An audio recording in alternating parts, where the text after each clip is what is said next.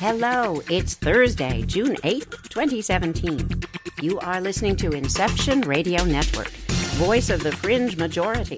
This is Carol Carl with UFO-Headline News. Well, lo and behold, guess what's up tonight, moon-wise? A strawberry moon up at sunset. And according to the folks at Earth Sky, it's going to look plenty full as it groups up with the star Antares and the planet Saturn in the southeastern sky at nightfall. As our Earth turns underneath the heavens, the full-looking moon, Antares and Saturn will move westward across the sky.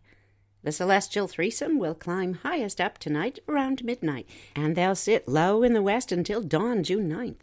In North America, we commonly call the June full moon the strawberry moon. This year's strawberry moon turns precisely full June 9th, 2017, at 1310 Universal Time, to showcase the smallest moon of 2017. Although the full moon occurs at the same instant worldwide, the clock reading, of course, varies by time zone. You can find a link later at ufo-headline-news.com. All those times will be right there. From North America, except for those parts of Alaska and the Aleutian Islands, we won't be able to see the moon at the exact instant it turns full because it's going to be below our horizon. From North America, the moon is closest to being full in our sky just before moonset, which is around sunrise, June 9th. Because the moon, at the instant of full, is nearly 5 degrees north of the ecliptic, Earth's orbital plane, it'll actually be possible to see the exact full moon after sunrise if you're in a northern outpost like Alaska.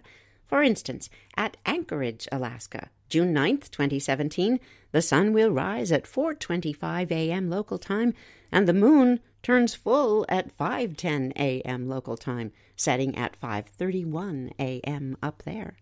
There's a great image posted with this article. It's from the United States Naval Observatory, and it shows the day and night sides of Earth at the instant of this June 2017 full moon. And from that map, you can see the full moon occurs at midday, June 9th for Iceland, and at midnight, that's 0 hours, on June 10th for far eastern Russia and Oceania. The shadow line passing to the west of the Americas, that indicates where it's sunrise, June 9th. The shadow line that runs across Asia will show you the sunset for that night. It's a cool graphic. Check it out. At full moon, the moon's pretty much opposite the sun, setting at about the time the sun is rising, or conversely, rising at about the time the sun is setting. In the Arctic regions of the globe, there are now 24 hours of daylight, and in the Antarctic regions, there is no sun at all. Technically speaking, we in North America are seeing a waxing gibbous moon on the evening of June 8th and a waning gibbous moon on the 9th. Even so, the moon is going to look plenty full all night long in North America and around the world as it lights up the nighttime from dusk till dawn. The moon appears full to the eye and remains more or less opposite the sun for these next few nights. So here is ye old bottom line. At dusk and nightfall, June 8th, 2017, look for the full-looking moon, the strawberry moon in North America, low in the southeast, not far from Saturn and Antares on the Great Dome of Sky. Here's an article making the rounds of the internet. Interesting information. We grabbed this from earthsky.org from their Space Bureau. It gets a byline for Eleanor Imster. Here we go. A planet hotter than most stars. Astronomers have discovered a Jupiter-like world hotter than most stars. The planet has a year that's only 1.5 days long and might have a tail like a comet. Eleanor Imster gets the byline for this article as well, and she writes, Astronomers have discovered a Jupiter-like world. They're naming it KELT-9 lowercase b. The KELT part, that's all uppercase. It's got a dayside temperature of more than 7,800 degrees Fahrenheit, which translates to 4,316 degrees Celsius. That's hotter than most stars, and only about 2,000 degrees Fahrenheit or 1,000 degrees Celsius cooler than our sun. Enter Scott Gaudi. He's astronomer professor at Ohio State University, and he led a study on this topic. It's been described in the journal Nature very recently, June 5th, 2017. Here's a statement from Gaudi, quote, "This is the hottest gas giant planet that has ever been discovered," end quotes. But KELT-9b star, which is just KELT-9, is even hotter. So hot, in fact, that it's probably vaporizing the planet, say astronomers. The KELT-9 star is only 3 million years old, which is young in star time. It's more than twice as large and nearly twice as hot as our sun. And given that the planet's atmosphere is constantly blasted with high levels of ultraviolet radiation, the planet may even be shedding a tail of evaporated planetary material like a comet. Study co-author Kevin Stason is a professor of physics and astronomy at Vanderbilt University. Here's his quote, "KELT-9, or KELT-9, radiates so much ultraviolet radiation it may completely evaporate the planet," end quotes. But that's assuming the star doesn't grow to engulf the planet first. Stassen continues, quote, "KELT-9 will swell to become a red giant star in just a few 100 million years. The long-term prospects for life, or real estate for that matter, on KELT-9b are not looking good," end quotes. And NASA chimes in, quote, "Because the planet is tidally locked to its star, as the moon is to the Earth, one side of the planet is always facing toward the star, and one side is in perpetual darkness. Molecules such as water, carbon dioxide, and methane can't form on the day side because it's bombarded by too much ultraviolet radiation. The properties of the night side are still mysterious. Molecules may be able to form there, but probably only temporarily," end quotes. This planet is also unusual in that it orbits perpendicular to the spin axis of its star.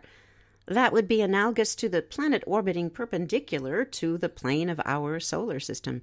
So 1 year on this planet is less than 2 days. The KELT-9b planet was found using one of the 2 telescopes called KELT, or, here we go, Kilo Degree Extremely Little Telescope, KELT, which brings us KELT-9b, that new planet. Bottom line, newly discovered planet is hotter than most stars. Speaking of stars, let's segue this next article in right about here. It gets a byline for Eric Mack, who writes for CNET. Headline, "Bent Light from Distant Star Proves Einstein Right 100 Years Later." Just over a century after Albert Einstein managed to grok how the universe works without the aid of the fancy algorithms and space telescopes we have today, modern astronomy and technology has again issued an "I told you so" on his behalf.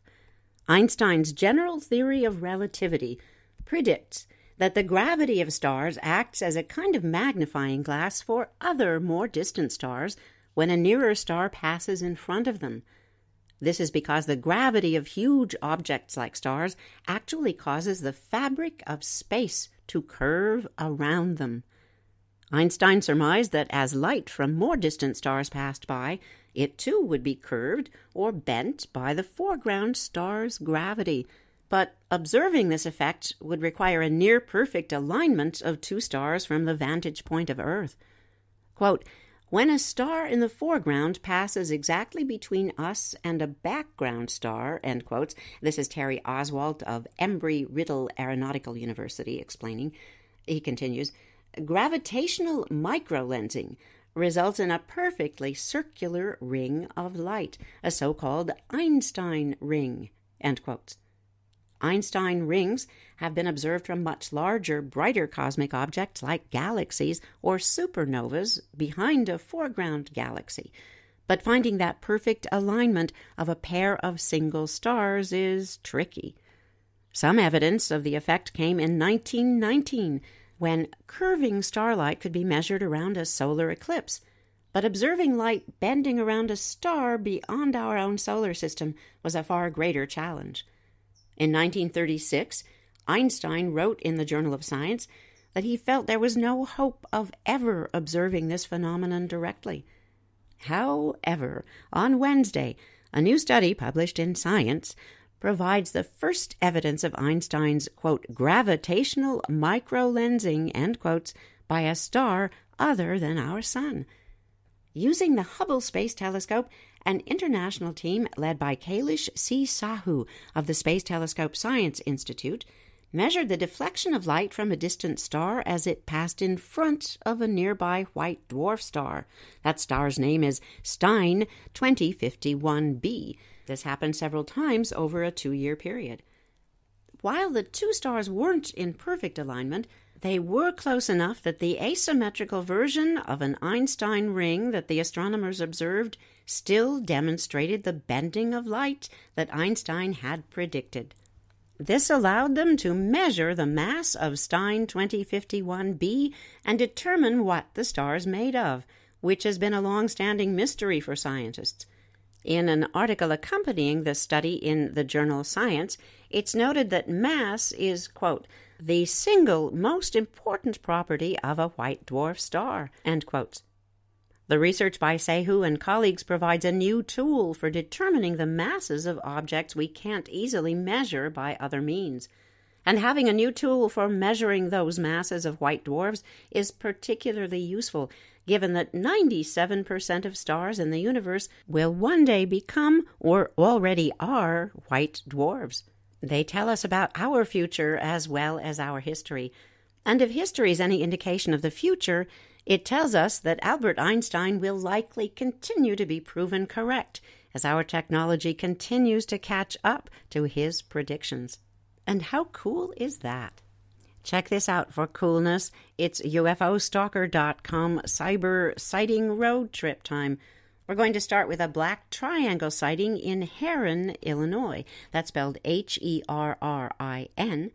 MUFON case number 84216.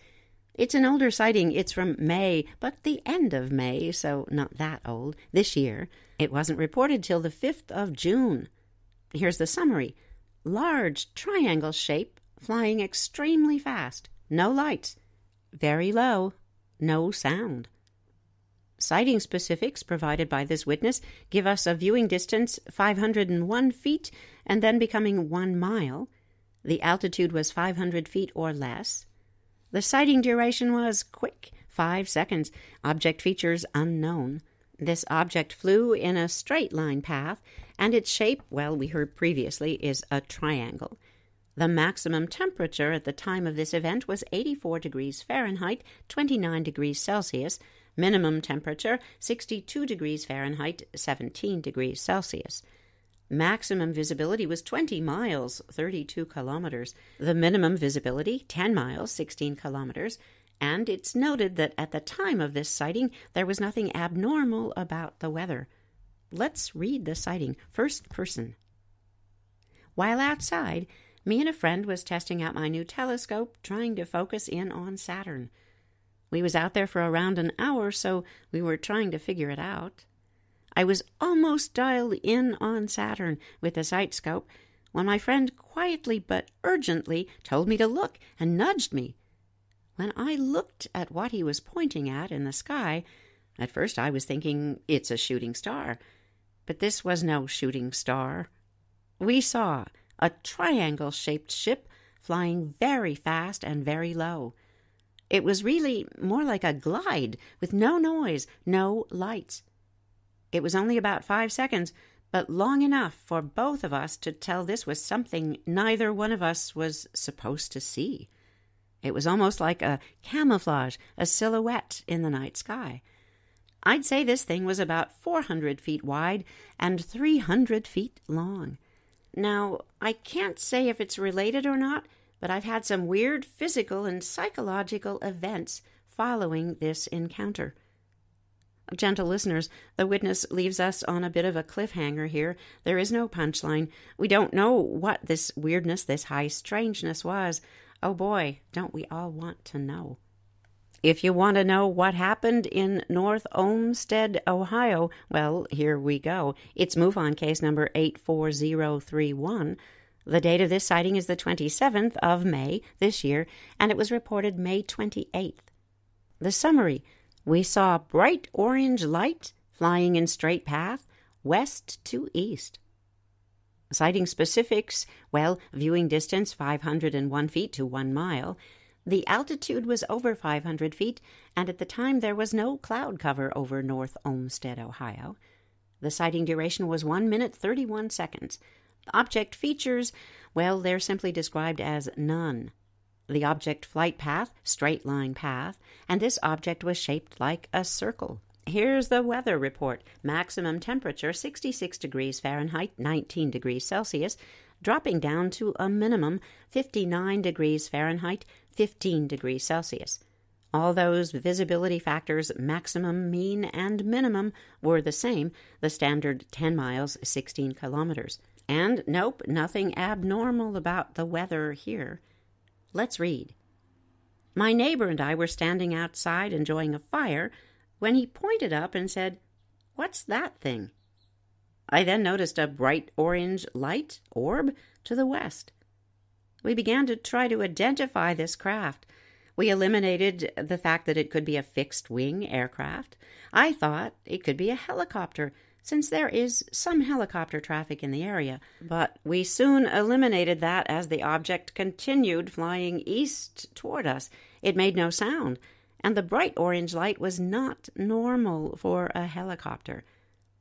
Then it could be the Chinese lanterns, we thought, but the flight path seemed controlled from west to east.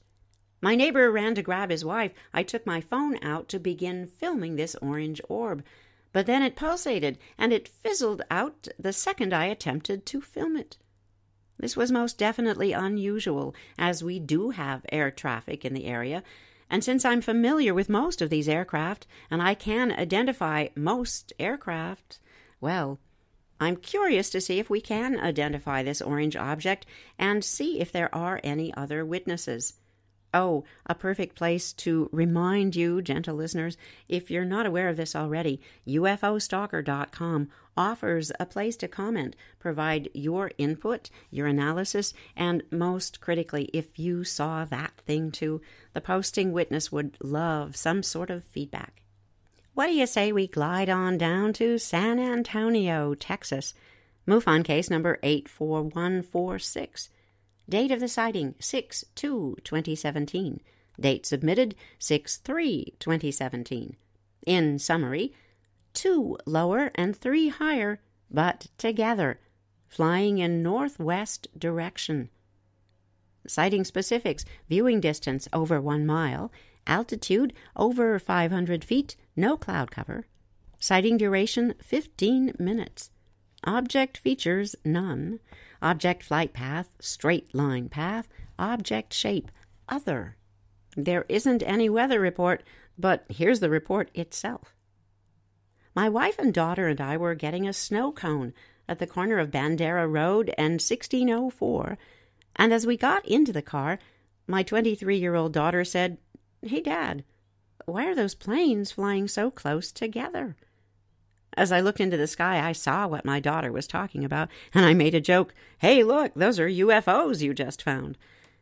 As I really looked at them, I noticed that they were not right. And when they turned off, they really were not airplanes either. We live close to an Air Force base, and we hear and see planes every day. Also, we're not that far from the San Antonio airport. These lights were not in the right flight pattern to go either to the Air Force base or to the airport. They were flying towards us and to our right. There were 2 lower and 2 higher, and as they were flying one by one, they would turn off slowly. Their lights would dim then as they began that turn, starting with the one in front and then the next, and so on, and that's when I realized they couldn't be planes. The last one we saw would be the 4th one on that row, and it came out from where there was some lightning starting to happen inside a cloud. The sky had seemed clear other than that one cloud the lightning was coming from. Now, when the third one went out, when its lights went out, we didn't see another, so I took off driving back towards our house. As I got to Highway 1604, we noticed another, so I pulled over after the part on the street where all the shops were, and now we were totally in the dark, but I could see better. I got out of my truck and watched as this fourth one went the same way as the other three. There were no clouds in the sky when their lights would turn off, and then they were gone. I would have stayed to see if anything else would have happened, but we had to leave because Mother Nature called, and I had to answer, so I didn't see whether anything else happened after that. Oh, Mother Nature can be very inconvenient, can she not? Somehow there's something compelling about witnesses who definitely know what is usually in their sky, airport-wise, Air Force Base-wise, and there's something that's not right. It stands out. Let's go to North Las Vegas. MUFON case number 84228. This occurred on the 3rd of June 2017. It was reported 3 days later. Here's the summary. Bright object appearing to have wings, but changing when viewed through binoculars. There are photos accompanying this report. The viewing distance was over 1 mile, the altitude 500 feet or less. This was a long sighting, 2 hours. But in spite of that length of time, the object features are simply reported as unknown. The object flight path is reported as hovering then path, and it was shaped like a cylinder. Here's the report. When looking at this object with the naked eye, it simply appeared to be very brightly lit and to have wings. However, upon viewing with binoculars, this object changed. And again, it changed when looked at with night vision app on the phone. Also, with the naked eye, there was no change in shape or motion noticeable. Viewing through binoculars changed this shape radically. Now I could see there was first a sort of cylinder shape, with equal parts colored red, white, and blue, glowing very brightly. Then it looked like a beaming spotlight, and at first I thought it was beaming a light to the ground. But as I watched, it seemed to cause something to materialize at the end of this beam, which widened. This thing looked like a sparkly cloud. It kind of shimmered, or had shimmering iridescent bits in it. At times when it was doing this, it maintained the same distance between it and the object at the end of the beam. While it did this, it was sort of floating around in the sky, and then occasionally that first section, the red, white, and blue cylinder, would change into a sort of half circle of lights. These lights looked like candle flames. They were next to one another, 5 or 6 candle flames in a semicircle. It would alternate between these the whole time. Often when it moved, it reminded me of the way a butterfly moves. This object was watched for 2 hours, and then the sun came up. As it grew lighter outside, the craft seemed to just begin floating upward, and rose higher and higher till I eventually couldn't see it. When I viewed this through the night vision app, it appeared just to be a very bright glowing object that left trails. No details were visible. The only time you could see these details or even see it doing anything was with binoculars. To the naked eye, it just looked like a brightly lit aircraft. It didn't appear to be doing anything. You couldn't see it moving, making any beams, no rings, nothing. But through those binoculars, I could see these things. Extraordinary. With our naked eyes, we can see that it's time for us to go, because that's a wrap. Thank you for listening to Inception Radio Network. Follow today's broadcast at ufo-headline-news.com. Take care of each other. We are all in this together. This is Carol Carl. See you tomorrow.